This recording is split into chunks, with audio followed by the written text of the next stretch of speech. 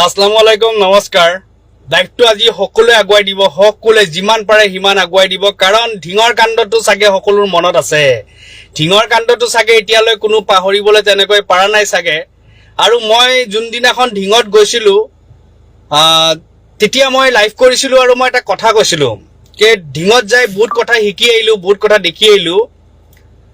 তো তাতে কিছুমান কথা আছে যোনবিলাক কথা আচলতে এদিন ৰাইজৰ আগত লাহে লাহে ওলাব, আৰু এতিয়া চাগে সেইবিলাক লাহে লাহে ওলোৱা আৰম্ভ হৈছে। এতিয়া চাগে লাহে লাহে সেইবিলাক কথা ওলোৱা আৰম্ভ হৈছে। যি কথা তাতে কিছুমান বস্তু দেখি আহিছিলোঁ, শুনি আহিছিলোঁ, এতিয়া ৰাইজে সেইবিলাক লাহে লাহে গম পোৱা হৈছে। ইতিমধ্যে সকলোৱে চাগে নিউজত গম পাইছে, য'ত তাতে যোনজন ল'ৰাক আচলতে তাতে পানীত পৰি মৰা বুলি কৈছিলে, পুলিচে যি কৈছিলে পানীত পৰি মৰিছে। মই যাওঁতেও তাতে সেই নদীখন, এক নদী আহিছে, এইটো পুখুৰীৰ ওচৰত মই ৰখি কিনে চাই আহিছিলোঁ, দেখিছিলোঁ, গম পাইছিলোঁ যে তাতে আচলতে হৈছিল কি বা কেনেকুৱা ধৰণৰ পুখুৰী এইটো।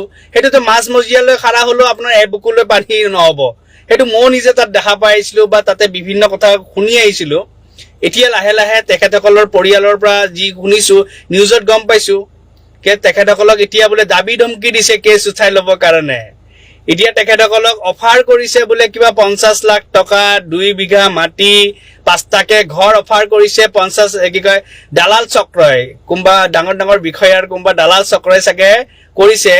এতিয়া কথাটো হৈ গ'ল, যদি সেইজন ল'ৰাই যদি ধৰ্ষণকাৰী আছিলে, যদি তাকে ইনকাউণ্টাৰ কি তাক যদি পানীত পৰি মৰিলে, ইনকাউণ্টাৰ কৰিলে আকৌ বেয়া পাব নহয় তেতিয়াহ'লে এই অফাৰটো কিয়? যদি এই পৰিয়ালসকলে কোৱা কথাষাৰ যদি সঁচা হয়, তেতিয়াহ'লে এতিয়া সেই অফাৰ দিয়াৰ ওপৰত ব্যৱস্থা কেতিয়া হ'ব আৰু এই অফাৰ দিয়াৰ ওপৰত ব্যৱস্থা কেতিয়া ল'ব, এটা স্পষ্ট কথা। আপোনালোকে শুনি লওকচোন কি কৈছে। এডিকুৱেট ক্ষতিপূৰণ বা কম্পেনচেশ্যন যাতে পৰিয়ালক দিয়া হয়, সেইটো কাৰণে আমি মহামান্য ন্যায়ালয়ত আপোনাৰ আবেদনটো ৰাখিছোঁ। তফাৎজনৰ পিতৃ আৰু পৰিয়ালৰ সদস্যৰ দাবী, নগাঁও আৰক্ষীয়ে পৰিয়ালটোক গোচৰ উঠাই ল'বলৈ দিছে ভাবুকি। দালালৰ জৰিয়তে দিছে 50 লাখ টকাৰ টোপ, দিছে 2 বিঘা মাটি, 5টা ঘৰ বনাই দিয়াৰ প্ৰলোভন।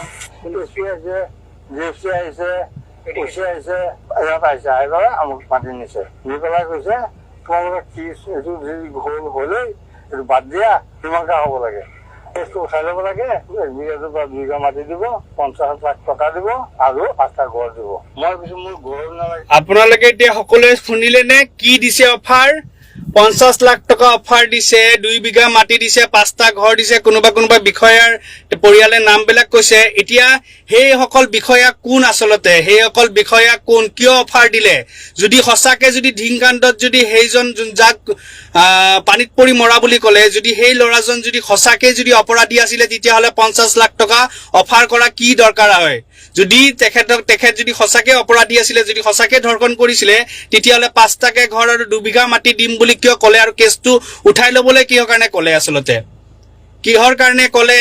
এতিয়াতো ভাই ৰহস্য ফাদিল হ'বই লাগিব। এতিয়াতো যদি এইখিনি কথা যদি এই পৰিয়ালৰ কথা যদি সঁচা, একদম খুদাৰ কচম খাই কৈছো ন, খুদাৰ কচম খাই কৈছো, ৰুবুল আহমেদ নাম হয়, অন্তত এই ঘটনাটোত এৰি নিদিওঁ। যোনে এইবিলাকত জড়িত আছে, যিমান হেভি পাৰ্টি হওক, যিমান ডাঙৰ বিষয়া হওক, যিমানখিনিলৈ তেখেতসকলৰ মানে যিমান দালাল চক্ৰ যিমান পাৱাৰফুল হওক, কৈছো ন পুৰা একদম জোৰদাৰকে লাগিম, ইনশাআল্লাহ এইটো জোৰদাৰকে লাগিম। কাৰণ ঢিংকাণ্ডটোৱে আমাক বহুত অশান্তি কৰিলেতো, বহুত অশান্তি কৰিলে। যদি ল'ৰাজন দোষী হয় আৰু ল'ৰাজন পানীত পৰি মৰিছে, তেতিয়াহ'লে কেছ উঠাই ল'বলৈ প্ৰেছাৰাইজ কৰিছে কিয় ফেমিলিটোক? কিয় কৈছে 50 লাখ টকাকে অফাৰ দিব? কিয় কৈছে 2 বিঘা মাটি দিব? কিয় কৈছে ঘৰ 5টাকে দিব? যদি সঁচাকে ল'ৰাটো অপৰাধী হয়, যদি অপৰাধী আজি মৃত্যুবৰণ কৰিছে, কিন্তু যদি অপৰাধী হৈ কিনেও কেছটো উঠাই ল'বলৈ যদি দাবী দুগুল কৰিছে কোনোবা বিষয়া আৰু দালাল চক্ৰই, তেতিয়াহ'লে ইয়াৰ মাজত কিন্তু এটা বহুত ডাঙৰ ৰহস্য সোমাই আছে। আৰু একদম স্পষ্ট কথাৰে এটা কথা কৈছো, আজি নিউজটো শুনিছো কিন্তু এইটো এৰি নিদিওঁ, এইটোৰ কিন্তু হিচাপ কিন্তু আমাক লাগিব। এনেকে কাৰোবাক যদি বিনা দুখত বোলে মাৰি দিছে, বিনা দুখত বোলে ল'ৰাটো মাৰি দিছে, আৰু কোৱাৰ মতে কি যোনজন ল'ৰা বোলে মৃত্যু হৈছে, সেইজনৰ নাম আৰু যোনটো নাম নিউজত দেখাই আছে, ফটো দেখাই আছে, সেয়াও বেলেগ। মানে ইয়াৰ ৰহস্যটো কি? ফটো দেখুৱাইছে নিউজত বেলেগ, নামটো একে, ফটো দেখুৱাইছে বেলেগ আৰু মৰিছে বেলেগ। মানে মৰাজন এতিয়া এখেতসকলৰ ফেমিলিৰ মতে যদি চাব যোৱা যায়, যদি মানে এইখিনি কথা যদি সত্যতা আছে যে তেখেতসকলক 50 লাখ টকা আৰু 2 বিঘা মাটি আৰু 5টা ঘৰ অফাৰ কৰিছে, তেতিয়াহ'লে ল'ৰাটো নিৰ্দোষী আছিলে। তেতিয়াহ'লে কি কাৰণত ল'ৰাটোক মাৰিলে আচলতে? কি কাৰণত আৰক্ষীয়ে ল'ৰাটোক মাৰিলে নে এইটো পানীত পৰি মৰিলে? মানে কি হ'ল? আমাক এতিয়াতো লাগিব পুলিচ কাষ্টিডি বা আচলতে কেনেকে মৰিলে, পুলিচ কাষ্টিডি বা হাতত বান্ধি থকাৰ পিছত ল'ৰাটো কেনেকে মৰিলে? আমিতো ভাবি আছিলো, চবেই অলপ মনত এটা সান্তনা লৈছিলো, ঠিক আছে ল'ৰাটোৱে ধৰ্ষণ কৰিছে, যে তাৰ অৱস্থা এইটো হ'বই লাগিছিলে, হ'ল। কিন্তু আজি এতিয়া চিন্তা হৈছে যি পৰিয়ালটো 50 লাখ টকা অফাৰ কৰিছে, যদি তাক 2 বিঘা মাটি অফাৰ কৰিছে, 5টা ঘৰ অফাৰ কৰিছে, তেতিয়া ল'ৰাটো চাগে নিৰ্দোষী আছিলে। তেতিয়া নিৰ্দোষী ল'ৰাটোক কিয় তেনেকুৱা কৰা গ'ল, আৰু নিৰ্দোষী ল'ৰাটোক কিয় ফচোৱা গ'ল, নিৰ্দোষী ল'ৰাটোক কিয় মৰিবলগীয়া হ'ল? খুদাৰ কসম খাই কৈছো ন, অন্তত এই ঘটনাটোত এৰি নিদিওঁ। যিমান আপোনালোকৰ পাৱাৰ আছে আপোনালোকে লগাওক, যোনবিলাক বিষয়া আছে। ক'লো ন 22 তাৰিখটোক মই সময় লৈছো, 22 তাৰিখৰ পিছত ইনশাআল্লাহ এইটোৰ কিন্তু হিচাপ ল'ম। একদম স্পষ্ট ভাষাৰে কৈছো, আইনী প্ৰকাৰেদি কেনেকে যাব লাগে, কি কৰিব লাগে, ইনশাআল্লাহ কৈছো ন, এইটো কিন্তু হিচাপ ল'ম, এৰি নিদিওঁ। যেনেকৈ আজি ধিংকাণ্ডটোৰ কাৰণে আমাৰ বিভিন্ন জেগাত আমাৰ মানুহ তুচ্ছতাচ্ছিল্য কৰিছে, আমাৰ মানুহক মাৰিছে নহয়, একদম স্পষ্ট কথা। এই ঘটনাটো কৰোৱাত যদি কিবা ৰাজনীতি আছিলে ন, কিন্তু এৰি নিদিওঁ, একদম চিধা কথা, কিন্তু এৰি নিদিওঁ। যদি এনেকৈ কাৰোবাক যদি বিনা দুখত সঁচাকে যদি মাৰিছে, সি কিন্তু আইনী হিচাপে শাস্তি পাব লাগিব। শাস্তি নোপোৱালে কিন্তু এৰি নিদিওঁ। আৰু খুদাৰ কসম খাই কৈছো, এৰি নিদিওঁ কিন্তু। 50 লাখ টকা অফাৰ দিয়া, আৰু সেই কি বুলি কয় 2 বিঘা মাটি দিয়া আৰু 5টা ঘৰ দিয়া, জোল বাহিৰ কৰি দিম পিছপেনে দি, এইটো কথাও ঠিক। যোনে অফাৰ দিছে তাৰ পিছ পকৰে দি যদি জোল বাহিৰ কৰি দিব নোৱাৰো ন, খুদাৰ কসম মই কৈছো ন, মই নিজকে নিজে মই মাৰি পেলাম। মই কৈছো ন, এইটো অন্তত এৰি নিদিওঁ। গা জ্বলি গৈছে, কথাখিনি মাত্ৰ শুনা পাইছো, গা জ্বলি গৈছে। ইমান থাৰ্ড ক্লাছ মানুহ চালা থাকে নে পৃথিৱীত? নিজৰ অন্তত নিজৰ কিছু মানে মুনাফাৰ কাৰণে এটা মানুহক মানে মানুহৰ মানে জীৱন খতম। আজি সেইটো কাৰণে এতিয়া চিন্তা হৈছে যে এইটো আচলতে কি হ'ল? আচলতে 50 লাখ টকা অফাৰ কিয় দিলে? কিহৰ কাৰণে 50 লাখ টকা অফাৰ দিলে? কিহৰ কাৰণে 2 বিঘা ঘৰৰ মাটিৰ কথা ক'লে? কিয় 5টা ঘৰৰ কথা ফেমিলিক ক'লে? যদি এইখিনি কথা মিছা, তেতিয়াহ'লে ফেমিলিটোৰ ওপৰত ব্যৱস্থা লওক। ফেমিলিটোৱে কিয় মিছা কথা ক'লে বুলি ব্যৱস্থা লওক। আৰু যদি এইখিনি কথা সঁচা, তেতিয়াহ'লে যোনে অফাৰ দিছে, এই লাইভটো যদি তেখেতসকলে চাই দিছে, এটাই যদি চাই লাইভটো পিছলৈ, আপোনালোকক on the spot, on camera লাইভত কৈছো, মোৰ নাম ৰুবুল আহমেদ হয়।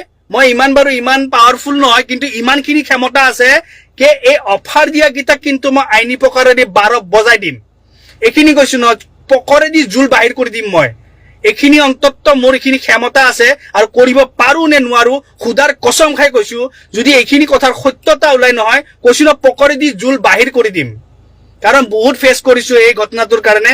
আমি গোটেই মুছলমান সমাজে বহুত ফেচ কৰিছো, আমাক তুচ্ছতাচ্ছিল্য কৰিছে, আমাক বিভিন্ন কথা কৈছে। সেইকাৰণে কৈছো, যদি এইষাৰ কথাৰ সঁচা হয় আৰু পিছত প্ৰমাণ হয় যে ল'ৰাটো নিৰ্দোষী যদি আছিল, তেতিয়াহ'লে মনত ৰাখিব ভাই, কাহানী কিন্তু বহুত বেলেগ ৰূপত খেলিম। কিন্তু এনেকৈ কাৰোবাক মাৰি দিয়াটো কেতিয়াও গ্ৰহণযোগ্য নহয়।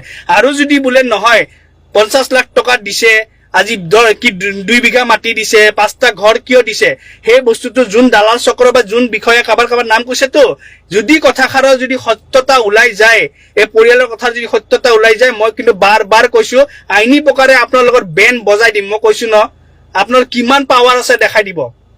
লাগিলে মই ৰানিং চৰকাৰৰে হওক বা যেনেকৈ হওক, জোন লৈ যাব লাগে, হয়তো ষ্টেট হয়তো চেন্ট্ৰেল। ইনশাল্লাহ এইখিনি আল্লাহ অলপ দিছে বেকগ্ৰাউণ্ড, আৰু সেই বেকগ্ৰাউণ্ড লৈ কিনে কিন্তু মই কৈছো ন, মই হিলাই দিম। অন্তত আজিলৈ মই 2019 পৰা আজি 2024 ফেচবুকত মাত দিছো, কিন্তু কেতিয়ালৈ ইমান ওপৰলৈ কেতিয়ালৈ মই যোৱা নাই। ফেচবুকত মাত দিছো, ফেচবুকত সীমিত ৰাখিছো। কিন্তু এই কথাষাৰ যদি সত্যতা ওলাই নহয় যে ল'ৰাটোক অফাৰ দিছে, ল'ৰাটো ফেমিলিক অফাৰ দিছে, এই কথাষাৰ যদি সত্যতা ওলাই আৰু পিছলৈ যদি গম পাওঁ যে ল'ৰাটো মানে কোনো দুখী নাছিলে, কিন্তু যিসকল জড়িত আছে, কিন্তু এইসকলৰ কিন্তু মই কৈছো ন, হয়তো পলিটিকেলি ৱে, হয়তো আইনী ৱে, এই দুটা ৱে দি কিন্তু বেন বজাই ৰাখি দিম কিন্তু। আৰু 22 তাৰিখটো মই কৈ দিছো, 22 তাৰিখ ইনশাল্লাহ আহক, 22 তাৰিখটো কিবাকে পাৰ কৰো, 22 তাৰিখটো যাওক। তাৰ পিছত মই ফিল্ডত নুমি আছো এবাৰ। তাৰ পিছত ফিল্ডত নুমি কিনে এইটোৰ হিচাপ হলে মানে কি ল'ৰাটো নিৰ্দোষী আছিল নেকি, আৰু যদি ল'ৰাটো নিৰ্দোষী আছিলে, তেতিয়াহ'লে তাৰ এনেকুৱা অৱস্থা হ'ল কিয়? আৰু তাক লৈ কিনে কিয় অসমত এনেকুৱা এটা লেতেৰা পৰিস্থিতি হ'ল কিয় আৰু যদি দুখী কোনকেইটা আছিলে যদি দুখী আছিলে তে দুখীকেইটা ক'ত আছে যদি দুখী লুকাই আছে তেতিয়াহ'লে দুখীকেইটা কিয় এতিয়ালৈ বিচৰা নাই আৰু যদি দুখীকেইটা যদি শাস্তি পাইছে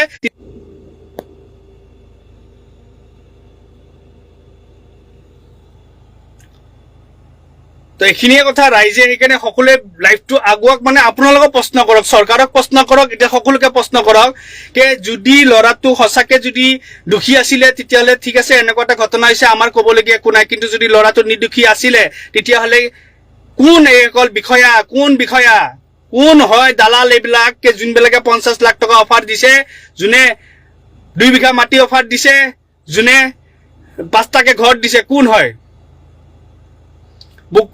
এইখিনি কিন্তু আমাক লাগিব একদম স্পষ্ট কথা কোন হয় আৰু যোনে দিছে ইহঁতৰ ওপৰত কিন্তু আইনী ব্যৱস্থা লাগিব শাস্তি লাগিব কিন্তু আৰু যেতিয়ালৈ নহয় কিন্তু তেতিয়ালৈ কিন্তু এইবাৰ এৰি নিদিওঁ হৈ গ'ল বহুত হৈ গ'ল আৰু বহুত এইবিলাক কৰি বহুত কিন্তু অসম জ্বলাইছে কিন্তু এতিয়া কিন্তু এবাৰ এৰি দিয়া নহ'ব যদি এইখিনি কথা সঁচা হয় নহয় খুদাৰ কসম খাই কৈছো নহয় পাক কুৰাণৰ কসম খাই কৈছো নহয় এবাৰকে এৰি নিদিওঁ কিন্তু বাস সেইকাৰণে অসমৰ সকলো ৰাইজে নিজে বিবেক বিবেচনা কৰক ইয়াত হিন্দু মুছলমানৰ কথা নাহে ইয়াত আহে আচলতে এনেকুৱা ধৰণৰ ঘটনাটো কিয় কৰিলে কি ৰাজনীতি আছিলে ইয়াত আচলতে এনেকুৱা ধৰণৰ ঘটনা কৰিবলৈ কাৰণে একদম স্পষ্ট কথা কৈছো সেইকাৰণে আপোনালোক সকলো সজাগ হওক সকলো মাতক আমি প্ৰশ্ন কৰা অধিকাৰ আছে তো আমি প্ৰশ্ন কৰিম যে 50 লাখ টকা 2 বিঘা মাটি আৰু 5টা ঘৰ কিয় অফাৰ কৰিলে আৰু যদি অফাৰ কৰা কথাটো যদি পিতৃহঁতে কোৱাটো সঁচা তেতিয়াহ'লে কিন্তু সেই বিষয়া সেই দালালৰ ওপৰত কিন্তু আইনী ব্যৱস্থা হ'ব লাগিব কিন্তু আৰু যদি ব্যৱস্থা লোৱা দেখা নাপাও কিন্তু তাৰ পৰিৱেশ খেলা হবে বেলেগ একো নাই খেলা হবে মানুহক এনেকৈ কৰি দিয়াটো মানুহৰ মাজত হিংসা বিলোৱাটো এটা পৰিস্থিতি বেয়া কৰি দিয়াটো সমাজত হিন্দু মুছলমান মিয়া অসমীয়া লগোৱাটো কেতিয়া গ্ৰহণযোগ্য কৰা নহব তাৰ কাৰণে ব্যৱস্থা হ'ব আইনী প্ৰকাৰে আমি আইনী ৰাস্তা দি যাম যদি আইনীয়ে ব্যৱস্থা কৰি নিদিয়া তেতিয়াহ'লে কি আছে আৰু খেলা হবে জয় অসম।